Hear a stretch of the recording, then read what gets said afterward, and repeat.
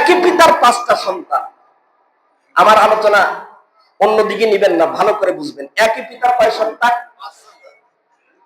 এক সন্তান কথার কথা আওয়ামী লীগ করে, করতেই পারে, দেশের নাগরিক একটা রাজনৈতিক দল করতেই পারে। এক সন্তান বিএনপি করে, করতেই পারে, দেশের একটা বৃহত্তম রাজনৈতিক দল করতেই পারে। এক সন্তান জাতীয় পার্টি করে, করতেই পারে। আরেক সন্তান আরো কোন দল করতে পারে, জাসদ বাসদ যা কিছু করতে পারে, এটা দেশের নাগরিক হিসাবে। কিন্তু একই পিতার এই পাঁচটা সন্তান বাবাকে বারবার বলায়, বাবা বলার ব্যাপারে কারো কি কোনো দ্বিমত আছে? জোরে বলেন। আওয়ামী লীগ কোন, বিএনপি কোন, জাতীয় পার্টি কোন, জামাত ইসলাম কোন, এনসিপি কোন, যত যা আছে, জাসদ বাসদ থেকে নিয়ে শুরু করে, কারো কি কোনো দ্বিমত আছে যে আব্বাকে আব্বা বলা যাবে না? মুসলমান ভাইরা আমার, আমাদের দেহের মধ্যে যেমন পাঁচটা আঙ্গুল, এই পাঁচটা আঙ্গুলের কাজ যদিও আলাদা আলাদা, কিন্তু ভাত খাওয়ার সময় এক জায়গায়। ঠিক তেমনি একই পিতার পাঁচটা সন্তান, পাঁচটা সন্তানের মধ্যে কোন সন্তান আওয়ামী লীগ করতে পারে, কেউ বা বিএনপি করতে পারে, কেউ বা জাতীয় পার্টি, কেউ বা জাসদ বাসদ, কেউ বা অন্য কোন দল। কোন সন্তান হয়তো ব্যবসায়ী হতে পারে, কেউ বা চাকরিজীবী হতে পারে, কেউ বা কর্মজীবী, কেউ বা কৃষক, কেউ বা অন্য কোন দিনমজুর কাজের মধ্যে লিপ্ত থাকতে পারে। কিন্তু ধনী হোক আর গরিব হোক, শিক্ষিত হোক আর অশিক্ষিত হোক, সম্ভ্রান্ত হোক আর অসম্ভ্রান্ত হোক, পাঁচ ভাই সবাই বাবাকে বাবার বলায়, বাবা বলার বেলায় পাঁচ ভাই একমত। কথা ঠিক না বেঠিক? মুসলমান ভাইরা আমার, ঠিক তেমনি আমরা এই বাংলাদেশের মুসলমান, আমরা যে যেই আদর্শে বিশ্বাসী, রাজনৈতিক ভাবে যে যে দৃষ্টিভঙ্গি আমরা অবলম্বন করি না কেন, যে যেই মতদর্শের অনুসারী হই না কেন, যে যে দলের অনুসরণ করি না কেন, আল্লাহকে আল্লাহ বলার বেলায় আর মুহাম্মাদুর রাসূলুল্লাহ সাল্লাল্লাহু আলাইহি ওয়াসাল্লামকে রাসূল বলার বেলায়, আখিরি নবী বলার বেলায়, এই ব্যাপারে এই জায়গায় আমাদের কোনো দ্বিমত আছে নাকি?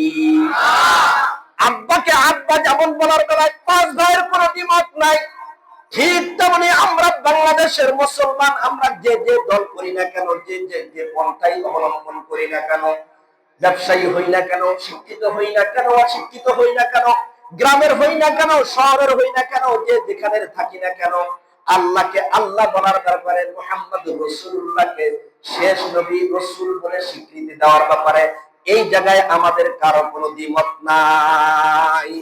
ঠিক না বেঠিক?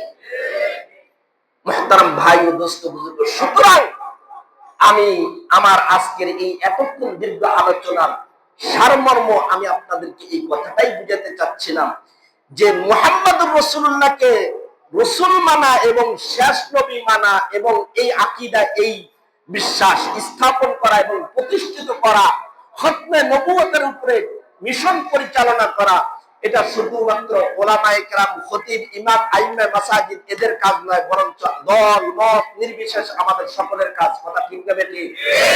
সবাই বলেন ঠিক না বেঠিক? সবাই করতে রাজি আছি তো ইনশাআল্লাহ? হাত তুলে দেখায় দেন, দেখায় দেন, দেখায় দেন। সবাই রাজি আছি তো ইনশাআল্লাহ? বলেন এবার। কাফের কাফের, কাদিয়ানীরা কাফের, যারা মানে না তারাও কাফের। কাফের কাফের, কাদিয়ানীরা কাফের, যারা মানে না তারাও কাফের। নবীর পরে নবী নাই, নবীর পরে নবী নাই, সংসদেও আইন চাই। কেন বললাম এই কথাটা? কারণ নবীর পরে নবী নাই, এটা যদি সংসদে পাস হয় তাও এটা সত্য, পাস না হইলেও নাকি পাস হইলেও সত্য, আপনি মানলেও সত্য, না মানলেও। কথা ঠিক না বেঠিক? তবে হ্যাঁ, সংসদে মানতে হবে। আনলে সুবিধা কি? আজকে কাদিয়ানীরা অমুসলিম হওয়া সত্ত্বেও তারা তাদের পাসপোর্ট ব্যবহার করে, সেখানে মুসলিম নাম ব্যবহার করে তারা মক্কা মদিনার মতন জায়গায় প্রবেশ করে। কথা ঠিক না বেঠিক?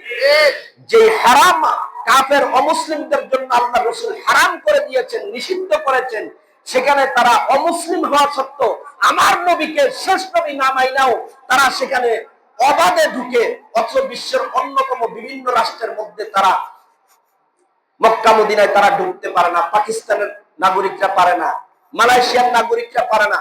আমার বাংলাদেশের 90 থেকে 92% মুসলমান এই দেশের মধ্যে সাধারণ অল্প কিছু সংখ্যক কাদিয়ানীরা যারা আমার নবীর দুশমন, খতমে নবুয়তের বিরুদ্ধচারণকারী, তারা তাদের নিজেদেরকে আখিরি নবী মুহাম্মদুর রাসূলুল্লাহ সাল্লাল্লাহু আলাইহি ওয়াসাল্লামের আখিরি উম্মত দাবি করে, মুসলমান দাবি করে, তারা তাদের পাসপোর্টের মধ্যে মুসলিম ব্যবহার করে মক্কা মদিনায় প্রবেশ করবে। এটা হতে পারে না, হতে পারে না, হতে পারে না। এজন্য আগামীকালকে খতমে নবুয়তের আন্দোলনের ডাক দিয়েছে। এটা কোন দলীয় ডাক, এটা কোন দলের ডাক না, এটা শুধু উলামায়ে কেরামের ডাক, এটা শুধুমাত্র কোন রাজনৈতিক দলের ডাক না, দলমত নির্বিশেষে সবার আমাদের যাওয়ার দরকার আছে না নাই? যাবেন তো ইনশাআল্লাহ? যাবেন তো ইনশাআল্লাহ? আল্লাহ তাআলা এইটুকু সম্পর্ক, আজকে আমরা এটুকু যদি অন্তত আল্লাহ রাসূলের সাথে সম্পর্ক স্থাপন করতে পারি।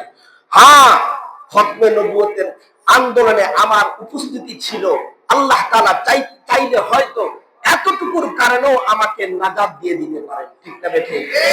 হাসরের ময়দানে আল্লাহ তাআলার রাসূলের সাথে রাসূলের শাফাআত হয়তো আমার নসিব হয়ে যেতে পারে।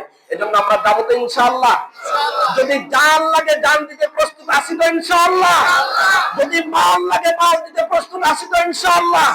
যদি আমার সর্বস্ব ত্যাগ করে দিতে হয় তবু রাসূলুল্লাহ সাল্লাল্লাহু আলাইহি ওয়াসাল্লামের খতমে নবুয়তের চাদর রক্ষার্থে, সিংহাসন রক্ষার্থে যদি একটা জীবনও যদি প্রয়োজন হয়, আল্লাহর কসম করে বলছি সর্বপ্রথম সেই জীবনটা যেন আমার হয়। কথা ঠিক না বেঠিক?